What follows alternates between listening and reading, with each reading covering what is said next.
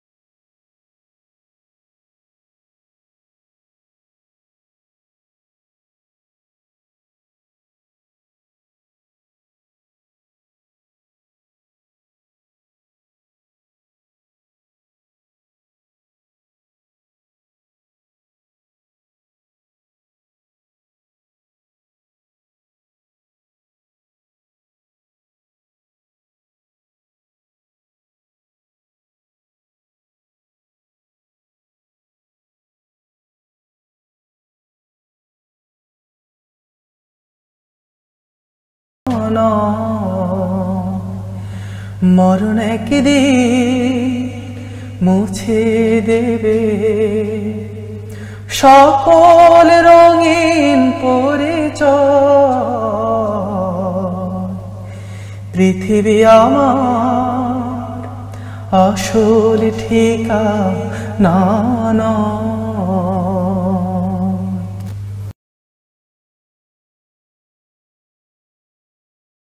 মানুষের মধ্যে থাকতে পারে সেই উদ্দেশ্যে করতে হবে। সবাইকে ধন্যবাদ জানাই। তো ভোলাদার কাছ থেকে শুনবো মাননীয় শ্রী ভোলানাথ হালদার, নিজে একজন ভালো লেখক একজন এবং সাংস্কৃতিক কর্মী, তার কাছ থেকে শেখরবাবু সম্বন্ধে দু চার কথা শুনবো। না? দাদাকে প্রণাম, আপনাদেরকে শুভেচ্ছা। আজকে আমরা যারা এখানে এসেছি ওদের সঙ্গে আমার সব থেকে অল্প দিনের পরিচয়। তার কারণ আমি বাইরে লোক। 2006 সালের 5 মাসে জয়নগরে আসি। 2006-এর পরপরই 7-8 সাল নাগাদ অনুপম ভট্টাচার্য আর শেখর চক্রবর্তীর সঙ্গে আমার প্রথম আলাপ। আমার বাড়িতে যাতায়াত, একটা মাল্টি লেভেল মার্কেটিং সাবজেক্ট নিয়ে যাতায়াত, সেই থেকে ওদের সঙ্গে দীর্ঘদিনের বিদ্যতা। তো শেখরদা পরবর্তীকালে শেখরদাকে আমি আবিষ্কার করি উনি একজন যাত্রা শিল্পী।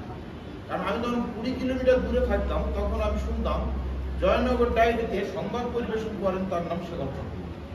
ভদ্রলোককে কোনোদিন দেখিনি, জানিনি। প্রথম আমার বাড়িতে গিয়ে অনুপমের সঙ্গে গিয়ে আলাপ, দেখাশোনা।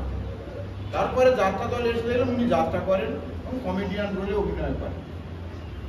দিদি এসছেন শ্রাবণী পাত্র, ওনার সঙ্গে খুব খুনসুটি করতেন, দিদি দিদি করে খুব পাগলাম, মামি মামি করে খুব পাগলামি করতেন, সবাইকে আপন করে নিতেন। পরবর্তীকালে জয়মাকালী যাত্রা ইউনিটের ম্যানেজার পদে উনি আমাকে বসিয়ে উনি সরে পড়তেন। তো যাই হোক, এই সম্ভবত এই ঘরটায় উত্তীয়র পরবর্তী একটা আবিষ্কার করলাম ওনাকে। উত্তীয়র বোধহয় অভ্যুদয় পত্রিকা একটা প্রকাশ অনুষ্ঠান ছিল, আমার প্রথম লেখা ছিল ওই সংখ্যাতে, মহালয়ার দিন সে বছরই। এখানে উনি তবলা বাজাচ্ছেন। আমি কলকাতা বঙ্গপ্রদেশের একটা অনুষ্ঠান ছিল, আমার সাহিত্যের সভা, সেখান থেকে ফিরে এখানে এসে খুব গরম করছিল। গরম করতে আমি সেখান থেকে চমকে গেলাম, আপনি তবলা বাজান? বলে এইটাই তো আমার প্রথম জীবন, ওটা তো পরে। এটা একটা আমার কাছে আবিষ্কার। পরবর্তীকালে এসোনাতে গিয়ে দেখলাম, তখন কিশোরদা বসুর নাম শুনেছি। এসোনা একটা নাট্যগোষ্ঠী চলে, ভালো ভালো শিল্পীরা আছে, পশ্চিমবঙ্গে বিভিন্ন জায়গায় নাটক করেন, ভালো ভালো নাটক উপহার দেন। শেখরদা এসোনার সঙ্গে যুক্ত, এটা আমি জানতাম না। পরবর্তীকালে আবিষ্কার করলাম উনি কিশোরদা বসুর সঙ্গে যুক্ত। এবং কিশোরদা বসুর বাড়িটা আমি চিনতাম না। ওখানে একটা সাহিত্যের সভা হয় প্রতি মাসে একবার করে। সেই সভাতে উনি আমাকে রথতলা থেকে পথ দেখিয়ে নিয়ে যান কিশোরদা বসুর বাড়ি। এটা আরেকটা আবিষ্কার। আরেকটা শেখরদা সম্পর্কে আবিষ্কার হলো যেটা উনি রূপবর্গের সঙ্গে যুক্ত ছিলেন।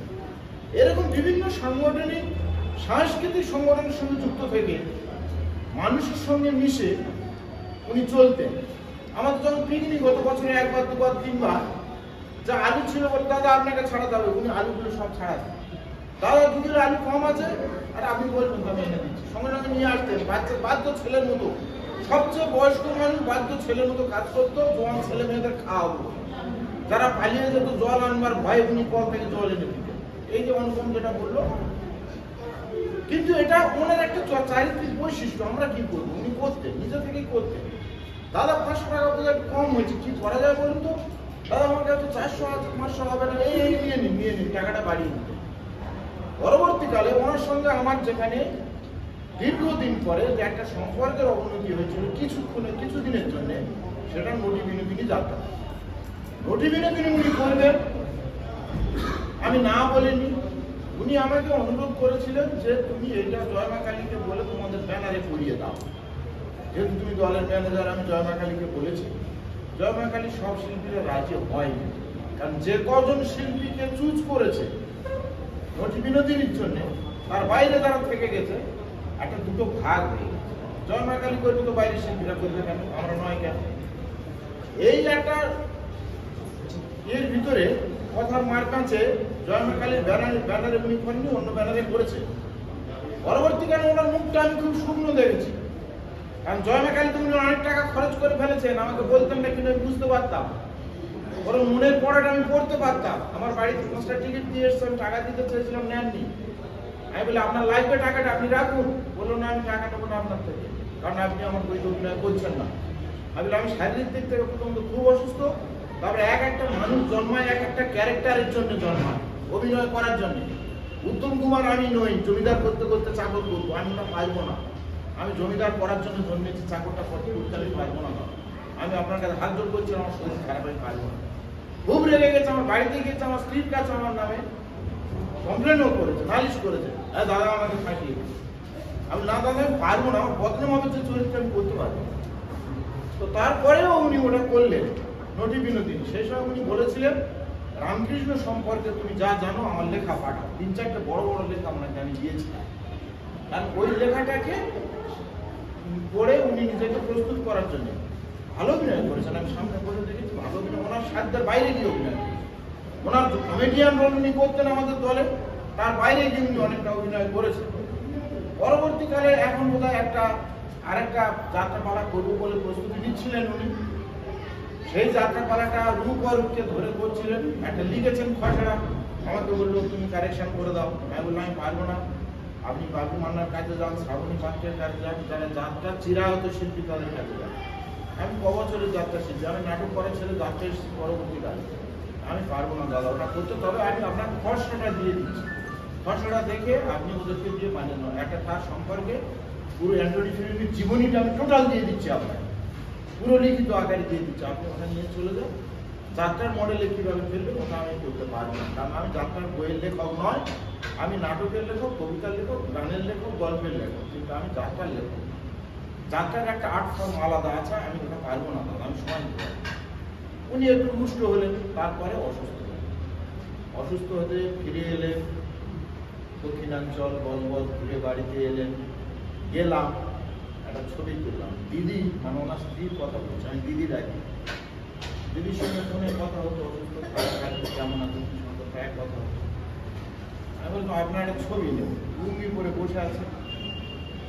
আমি আলাপ সংগঠনের সেক্রেটারি ফারুক আহমেদ, ফারুক ম্যাজিশিয়ান, ফারুক ভালোবাসতেন, আর আমাদের যাত্রা দলের একজন শিল্পী স্বরূপ হালদার, আমরা তিনজন গিয়েছি আমার বাড়িতে।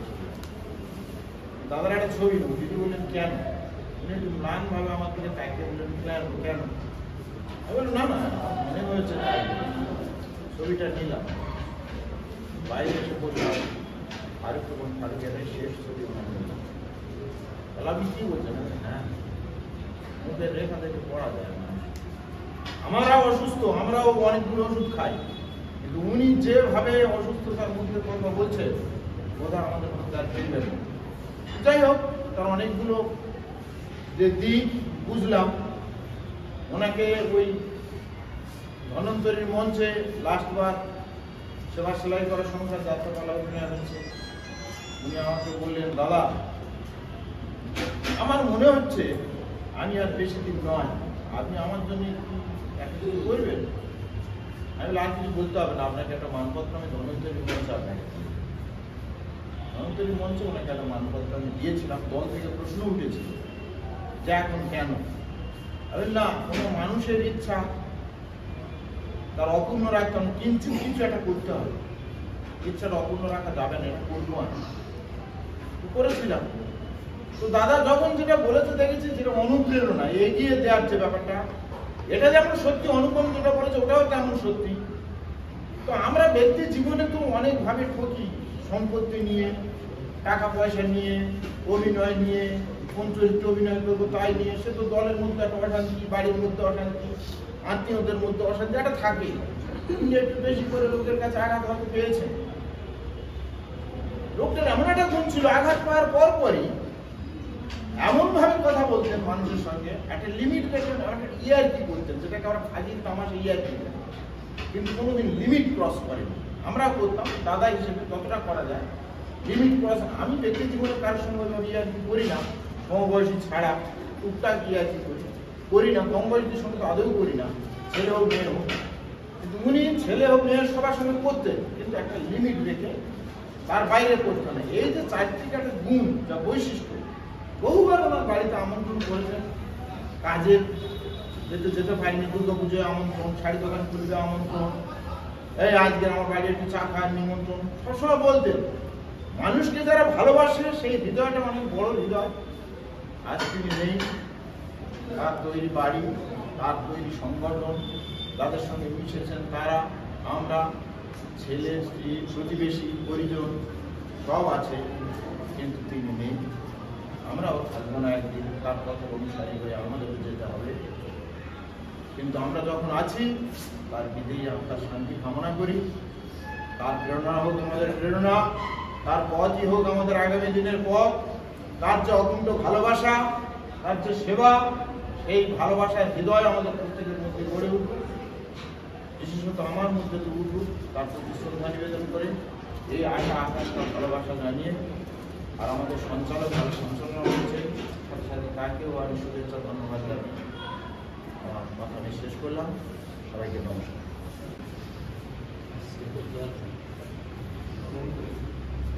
প্রোগ্রাম কেন একসাথে চলার কিছু সম্মুচিত 98-এ আমার জয়নগরে আসা, 99-এ শিবনীদির হাত ধরে সে কথার সাথে পরিচয়,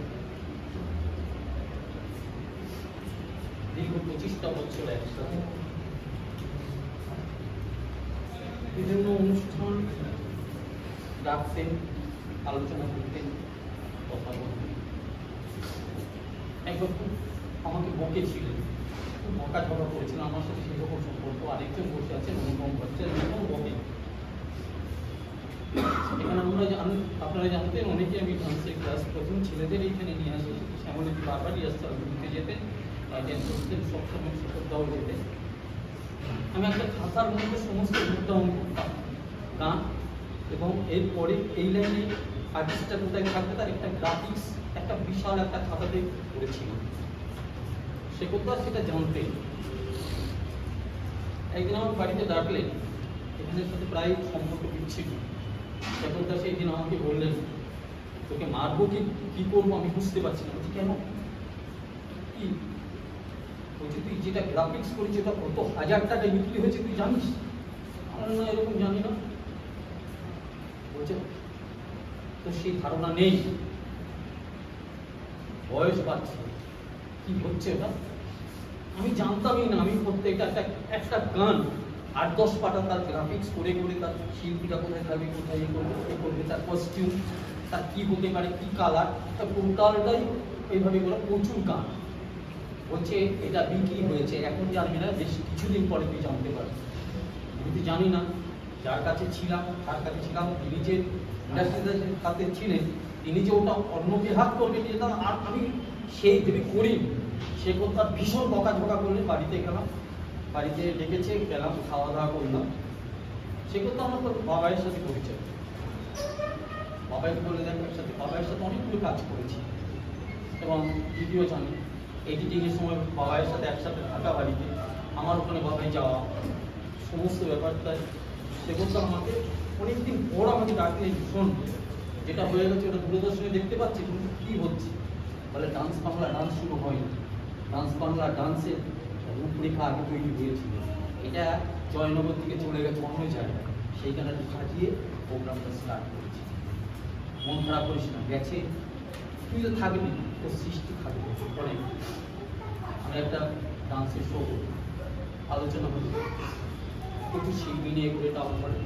সে কথা বলে তোকে থাকতে হবে বিচারক হিসাবে। আমি সে কথা সাথে একটাই সত্য, তোমার থাকতেই পারে।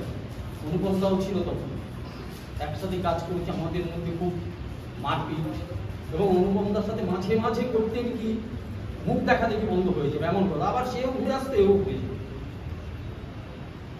তারপরে আমাকে বললো ঠিক আছে। আমি বললাম যে আমি কিন্তু সেমিফাইনাল পর্যন্ত থাকবো, তারপরে বিচারক সব রবীন্দ্র ভারতী ইউনিভার্সিটি থেকে ডান্স ডিপার্টমেন্ট থেকে সেখানে যারা বিশেষজ্ঞ তাতে নিয়ে আছে। সঙ্গীতের কথা অনেকেই বলছিলেন, কালিকা প্রসাদকে এই নিয়ে এক তারা নামটা দেওয়া, সেটা শেখর চক্রবর্তী। ঈশ্বরদা জানেন, আমাকে বললাম নদী বিনোদিনী শুরু করছে, আসবি, তোর সাথে আলোচনা আছে। বাড়িতে ডেকেছে, আমি আসলে আমি থানা মোড়ে নেমেছি। তেমন হয়তো তোমার সাথে এখানে দেখা হচ্ছে, বাড়িতে আর যাবো না। বলে ঠিক আছে বস, চা খাচ্ছি, চা খেতে খেতে আলোচনা নোটে দিলে তুমি যাত্রা ফোনটাকে মুঞ্চে নিয়ে আসো, বলো ওই নিয়ে তোর সাথে কথা বলো। ভালো কথা বলে বেশ কিছু সে কোথার সাথে কথা হচ্ছে, সে কথা বলে একটা ক্যারেক্টার করতে হবে। আমি যে কোনো ক্যারেক্টার করতে পারবো না, কারণ সময় শুরু করলে এবং কয়েকদিন আমার কাছে তাড়াতাড়ি আসে, এসে কস্টিউম দেখলো কি এটা টোটালটাই দেখি। সে কোথার সাথে যেমন অভিভাবকের মতো উনি বকাঝকা করতেন, একটা প্রাণের টান ছিল। তাই আমি সোশ্যাল মিডিয়াতে লিখেছি, আমাদের ছেলে রামকৃষ্ণ চলে গেল। বাবাইয়ের সাথে লাস্ট দেখা যখন এখানে আমন্ত্রণ একটা বিয়ে বাড়িতে, রাতে তখন 2টো বাজে, বাবাই আমি বসেছি, অনেক কথা বলছি, বলতে বলতে বাবাই আমাকে একটা কথা বললো, শোনা তোমাকে একটা কথা বলি, বল। আমি বাবার প্রসঙ্গে বলতে গিয়ে বলছি তুমি যেটা ভাবছো সেটা না, বাবা কোথায় আর পারবে না। নটি বিরোধীরা তুমি ধরে রাখো, নটি বিরোধী লাস্ট পাওয়ার পারবে না। আমার সেই দিন মনে হয়েছিল, আমি কিশোরগঞ্জের কাছ থেকে খবরটা পেয়েছিলাম, আমি কলকাতা থেকে বহু দূরে শুটিংয়ে ব্যস্ত ছিলাম নেতারহাট, ইচ্ছে থাকলেও ছুটে আসতে পারিনি। আজকে এই সবসময় মানুষটার ভাবি এতটা একটা সম্পর্ক ছিল, 25 বছর একটা সম্পর্ক ছিন্ন হয়ে চলে গেল। আমরা বলার কিছু নেই, এত ঝগড়া, এত মন কষাকষি, এত সবকিছু আলোচনা আর হয়তো পাবো না। ওই আরেকজন অনুভবটা আছে, এই আমাদের মধ্যে যারা হয় এখনো চলে যাবে। সকলের বিদগ্ধ মানুষ আছে, আমি সেই তুলনায় ঠিক এই যাত্রা বলো, নাটক বলো, শিল্পী হিসেবে আমি সেভাবে অংশগ্রহণ করতে পারি না। আমি সংগঠন হিসেবেই চলি আর সব জায়গায়। সে কথার সঙ্গে সেই হিসেবে আমি সে কথার সঙ্গে আমার ব্যক্তিগত যা আলাপচারিতা, আমি সেইটাই দু এক কথায় বলবো। সে কথা সঙ্গে আমার বয়সের কথা তো অনেক, কিন্তু সে কথার সঙ্গে সত্যি আমাদের খুব ইয়ার্কি হতো, এবং একদম ইয়ার্কি যেটা বলে পুরোপুরি একদম তামাশা যেভাবে চলে, আমরা বন্ধু বান্ধব যেভাবে চলি, আমরা কিন্তু সে কথার সঙ্গে সেভাবেই চলতাম। আমি সে কথার যখন বাইকে উঠতাম, সে কথা জোরে জোরে গাড়ি চালাতাম, প্রচণ্ড স্পিড। ওই বলছিলেন না যে প্রাণের ভিতরে একটা অভূতপূর্ব একটা মানে বাল্য যে ভাব ওনার মধ্যে ছিল, কোনোদিন জোরে ছাড়া গাড়ি চালাতেন না। আর আমি কাঁধেতে যেরকম বন্ধু বসে থাকতো, আমি ওইভাবে কাঁধে বসে থাকতাম বহুদিন। আমাকে বলতো, আমি তুমি জোরে চালাচ্ছ কেন? তুই আমার শেখাচ্ছিস গাড়ি চালানো? আমার এইটা আমার সাবজেক্ট, আমাকে বলতো। তা সেইখান থেকে ওনার আরেকটা আমি দেখেছি যে এই একতারা যে অনুষ্ঠান হয়েছে, বিনোদিনী বিভিন্ন যে অনুষ্ঠান, সে কথা আমাকে জড়িয়ে নিয়েছে। আমি যেটুকুনি পারি, আমার দ্বারা যেটুকুনি হয়, উনি সেটুকুনি আমার দিয়ে করিয়েছেন।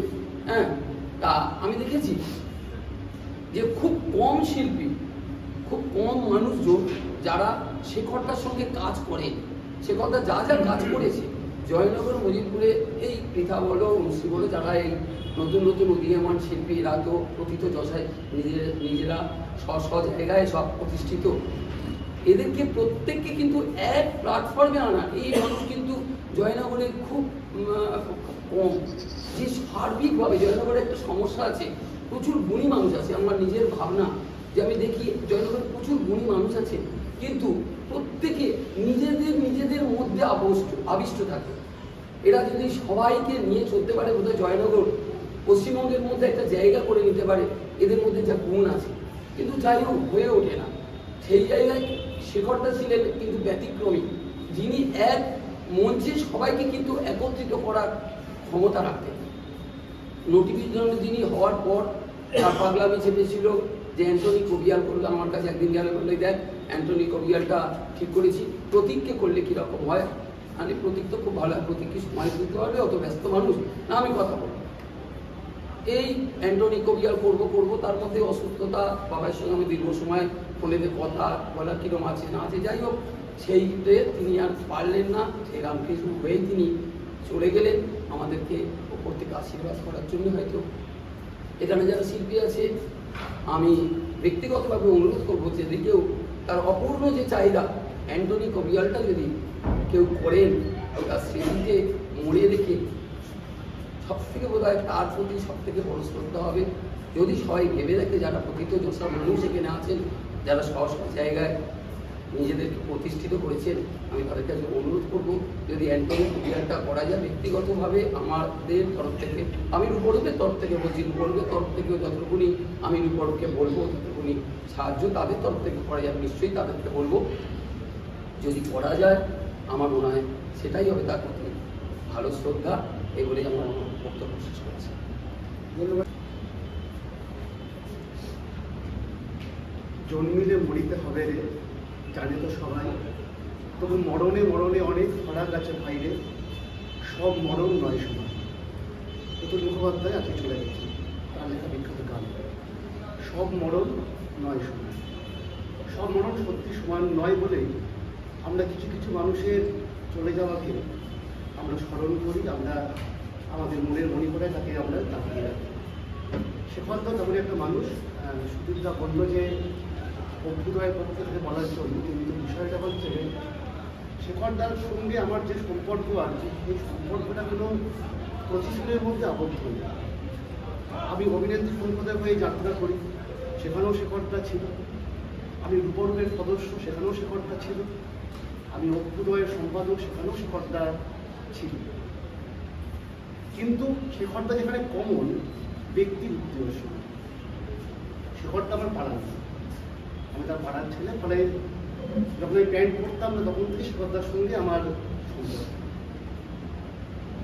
অনেকে অনেক কথা বললো, যে বিষয়টা কমন উঠে আসছে শেখরদার সম্পর্কে, লোকটার মধ্যে মারাত্মক উদ্যম, কাজ করবার উদ্যম, এনার্জি এবং পাগলা।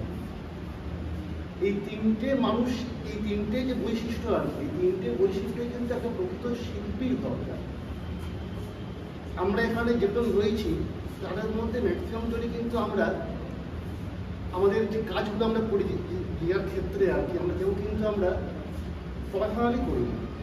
আমরা সবাই ম্যাক্সিমাম জনই ঘরের খেয়ে বোনের মুস্তান। এই ঘরের খেয়ে বোনের মুস্তানোর যে স্বভাবটা আমাদের প্রজন্মের মধ্যে সঞ্চালিত করেছে, যেটি কিন্তু অবশ্যই শেখরদা। এখানে অনেক বিভক্ত সিনিয়র পার্সন রয়েছে, কিন্তু শেখরদার মতো ঘরের খেয়ে বোনের মুস্তানো, নিজের পকেটে টাকা খরচা করে কালচার করা, সংস্কৃতি করা, এটা কিন্তু কম লোকই করে। এটা কিন্তু শেখরদার ক্ষেত্রে একদম ধ্রুব সত্য। তিনি যা যা উদ্যোগ নিয়েছেন, নাচগাঁও সুন্দরী হোক, শীতকাল ছন্দ হোক, সেখান থেকে করে একটারাও করে আর নতুন অব্দি আর যা যা প্রোডাকশন নামিয়েছে, তার ম্যাক্সিমাম যে ক্যাপিটাল, যে অর্থ দেয়, তিনি তাঁর তরফ থেকে করেছেন। আমরা সবাই সংস্কৃতিকে ভালোবাসি, কিন্তু সংস্কৃতিকে ভালোবাসার ক্ষেত্রে নিজের সর্বস্বী ঝাঁপিয়ে পড়া, এই যে পাগলামোটা কিন্তু শেখরদার মধ্যেই রয়েছে। সুন্দরবন ডায়েরি, আমি জয়নগর ডায়েরির কথা হচ্ছিল, তো আমি ছোটবেলায় মনে আছে আর কি, আমার ভাবছে আমি যখন 1 কি 2 পড়ি আর দেখতে পাচ্ছি একদিন দুপুরবেলায় মা শাড়ি পরে তৈরি হচ্ছে, শেখরদার বাড়ি যায় বলে। কেন না তখন শেখরদার জয়নগর ডায়েরি চালাতো, তো সেদিনকে যার প্লট ছিল খবর পড়বার আর কি, সে কোনো কারণে আসতে পারেনি, তো মাকে দেখে পাঠিয়েছে, মা সেখানে যাচ্ছে। আজকের এখন তো ভিডিও ক্যামেরা বা ভিডিওগ্রাফি একটা কমন ব্যাপার আর কি। জয়নগরের মতো জায়গায় আর কি ভিডিওগ্রাফি কনসেপ্টটা কিন্তু শেখরদাই নিয়ে এসছে আমাদের। আজকের কালচারাল কম্পিটিশন জয়নগরে প্রচুর হয়, প্রচুর হয়েছে, হবে। কিন্তু কালচারাল কম্পিটিশন কোন লেভেলে করা যেতে পারে তাও কিন্তু শেখরদাই দেখিয়েছে, আমরা এই লেভেলে কিন্তু কাজ করতে পারি। এখন সবাই হাতে মোবাইল ফোন নিয়ে সাংবাদিক হয়ে গেছে, প্রত্যেকের একটা ইউটিউব চ্যানেল আছে, সেখানে সবাই খবরের লিঙ্ক শেয়ার করে, খবর দেখায়, সব করে গেছে।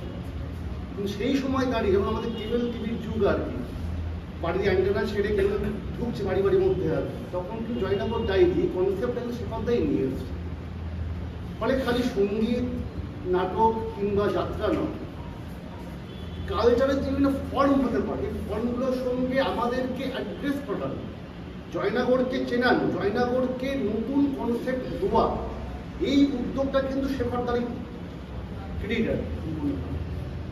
যে সে কিন্তু গতানুগতিক পথে যায়নি, সে সেখান থেকে বেরিয়ে গিয়ে নতুন কিছু করবার যে মানুষের কথা ইচ্ছে, করার পথে করার মাধ্যমে অনেক ভুল হয়েছে।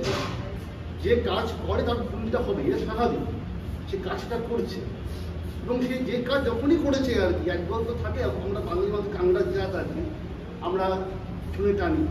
তো আমাদের মধ্যে থেকেও এই এলাকার মধ্যে থেকেও অনেকেই বিদ্রুপ করেছে, বিদ্রুপ করে হয়েছে, কিন্তু সে তার কাজের প্রতি এতটাই প্যাশনেট, এতটাই দায়বদ্ধ, সে কিন্তু সেই কাজটা করে গিয়েছে।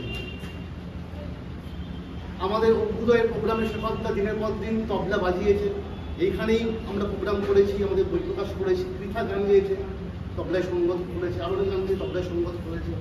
আমরা এই মাঠে বসন্ত আড্ডা করতাম, সেখানে অ্যাক্টিভলি শেখরদা থাকতো এবং নাচতো না। আমরা হয়তো কাজে ব্যস্ত হয়ে যাচ্ছি, শেখরদা যখন গান চলছে, শেখরদা সবাইকে নিয়ে নাচতে আরম্ভ করে দিয়েছে। এই যে এনার্জি ব্যাপারটা, শেখরদার জীবনের প্রথম যাত্রা এবং শেখরদার জীবনের শেষ যাত্রা, আমি খুব ধন্য আর কি, যে দুটোতেই তার কো অ্যাক্টর আমি ছিলাম। শেখরদার জীবনের প্রথম যাত্রা অভিনেত্রী সংসদের ব্যানারে সঞ্চালিত হয় এবং সেখানে যাত্রাটার নাম জানি কোথাও মনে নেই আমার। তো সেখানে আর কি আমার একটা বন্ধুর চরিত্রে শেখরদাকে অভিনয়, হ্যাঁ ভিখারি ঈশ্বর আমার মনে আছে। মানে যাত্রার রিহার্সাল ছাড়া শেখরদা আমার বাড়িতে চলে আসতো, বাড়িতে এসে আর কি আমার ঘরেতে আমার সঙ্গে পাঠটা রিহার্সাল করতো। আর ওনার শেষ যাত্রা বিভিন্ন দিনই সেখানে আমাকে বলে রোল করার জন্য, এবং শেখরদার যে রোলটা আমাকে দেয় শেখরদার থেকেই সারাক্ষণ মঞ্চে আমার আইডিয়া। ফলে তার সঙ্গে তার প্রথম যাত্রা অভিনয় তার সঙ্গে আমি ছিলাম, আর শেষ অভিনয় তার সঙ্গে আমি ছিলাম। মানে শেখরদার মতো মানুষের চলে যাওয়াটা আমরা কিন্তু আমি অন্তত এক্সপেক্ট করিনি আর কি। কারণ যে এনার্জি নিয়ে যে কোনো প্রজন্মের সঙ্গে, মানে আমি খেয়াল করে দেখলাম যে সমান শেখর দা বলে যাচ্ছে, মানে সম্পর্কে কিন্তু আমাকে শেখর জেঠু বলা উচিত। কিন্তু এমন একজন লোক, একজন ব্যক্তি যে কোনো প্রজন্মের যে একটা প্যাটা জ্বালার তাকে পাত্তা দিল না। শেখরদার মধ্যে শেখর জেঠু হওয়ার জন্য কোনো জ্যাঠামো ছিল না, সে সবার সঙ্গেই দাদা হয়ে মিশতে পারত। সেই মেলামেশার করবার যে একটা যে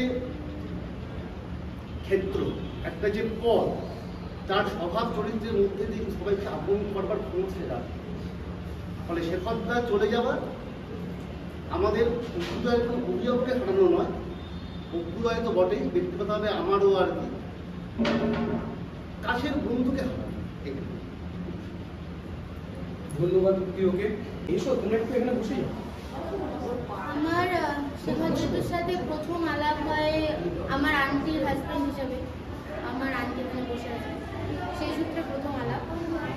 গানটা আমি জানতাম অনেক ছোটবেলা থেকে, গানটা আমি শিখি, কিন্তু কখনো গানের বাইরে অন্য কিছু করার কথা ভাবিনি, মানে দূরে ভাবিনি এরকম। তো হঠাৎ শেখর জেঠুর সাথে তার আগে আলাপ হয়েছে বলতে গেলে আমাদের সুরতাল ছন্দে কাজ করেছি আমি, একতারায় কাজ করেছি, যেটা অনুপম কাকু শেখর জেঠু একসাথে কাজ হয়েছে। সেটা নিয়ে একটা বিরাট লাফালাফি ছিল আমাদের, যে তখন প্রথম আমাদের এখানে ট্র্যাকে গান গাওয়া হচ্ছিল এবং সেটা কোপ আপ করতে আমাদের প্রচুর সময় লাগছিল। যেটা মানে ওই একই ব্যাপার, অনুপম কাকু আমাদের বকছে হচ্ছে না, আর শেখর জেঠু আমাদেরকে বলছে যে না না ওরকম ভাবে বলতে হবে না, না মা কর কর কর হয়ে যাবে হয়ে যাবে। আমাকে বলতো তুই আমার মেয়ে। তো এই মানে ইকুয়েশনটা ছিল। হঠাৎ একটা দিন আমাকে ফোন করে বললো তোর বাড়িতে যাব, একটা প্রস্তাব আছে। স্বভাবতই আমি ভেবেছি গানের কিছু প্রস্তাব, হ্যাঁ অবশ্যই এসো। বাড়িতে সবার সাথেই খুব মানে আমাদের একটা খুব বন্ডিং খুব ভালো শেখর জেঠু। এবার এসে বললো যে তোকে অভিনয় করতে হবে। আমি তো মানে রীতিমতো হাসলাম, অভিনয় তো ভাবতেই পারছি না। বললো অভিনয় কি নটি বিনোদিনী করতে হবে। তো আমি প্রথমে বললাম গান করতে হবে। বললো যে না নটি বিনোদিনী হয়ে গান গাইতে হবে। মানে আমার বাবা মা দুজনে হেসেছে, বললো শেখর জেঠু একদম মানে তোকে কি বলবো প্রচন্ড ভালোবাসে, স্নেহের বসে এই ভাবনাটা ভেবে ফেলেছে, এটাকে প্রশ্রয় দেওয়ার দরকার। তো তারপরে শেখর জেঠু বললো আচ্ছা ঠিক আছে আমি একটা তোকে কাগজ দিচ্ছি, এটা পড়, পড়ে আমাকে এক্ষুনি বল। ধর আমি সামনে দাঁড়িয়ে আছি, আমি আরেকজন অভিনেতা, তুই আমাকে বল। তো আমি এবারে কি হয়, আমরা সবাই সিনেমা সিরিয়াল দেখি, এই ব্যাপারটা থাকে। এবার আমি যেরকম সব দিকে শিল্প চর্চার প্রতি একটু আকর্ষণ আছে, তো আমি কি করলাম, আমি বললাম কোনো একটা দৃশ্য, ঠিক মনে পড়ছে না কোন দৃশ্যটা। বলার পর আমার মাকে বললো আমি করে নিতে পারবো, তুমি শুধু দায়িত্ব দাও আমাকে, আমি করে নিতে পারবো। মা বাবা বললো জেঠু দায়িত্ব নিচ্ছে মানে আর কিছু বলার নেই, কর।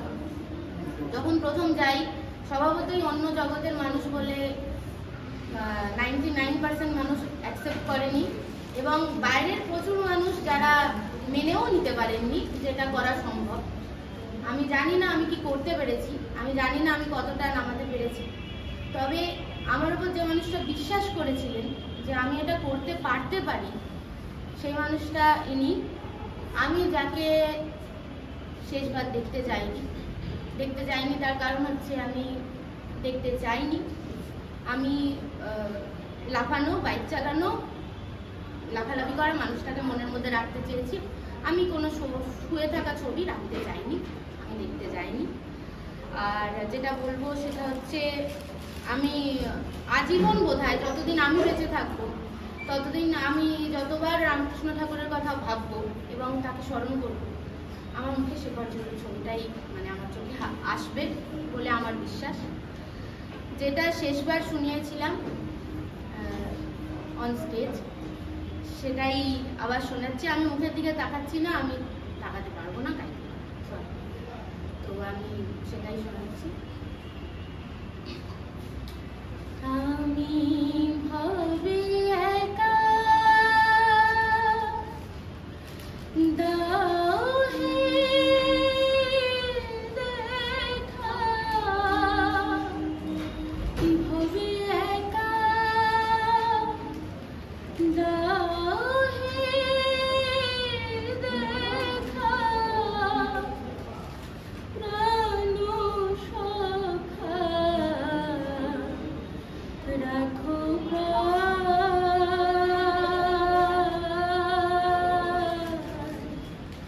হরি মন মজায় লুকালে কোথায়, হরি মন মজায় লুকালে কোথায়, আমি ভাবে একা দাও হে দেখা, প্রাণ সখা রাখো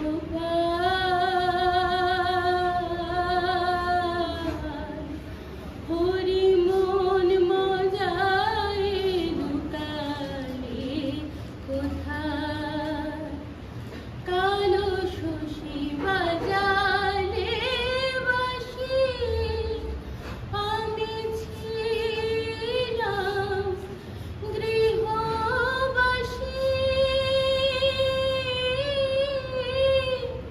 করলে উদাসী, কালো শশী বাজালে বাঁশি, আমি ছিলাম গৃহবাসী, করলে উদাসী, আমি কুলতে জিহে অকুলে ভাসি, আমি কুলতে জিহে অকুলে ভাসি, হৃদে বিহারি কোথায় হরি পিপাসী প্রাণ, তোমায় চাই,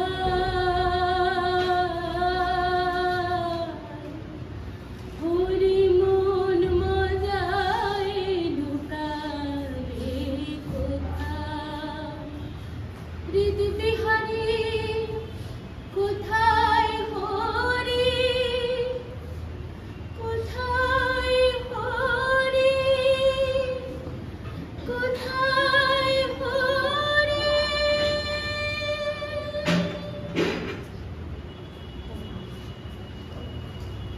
মরণ নয়, মননে যাপনে রেখে দিলাম এবং রইল।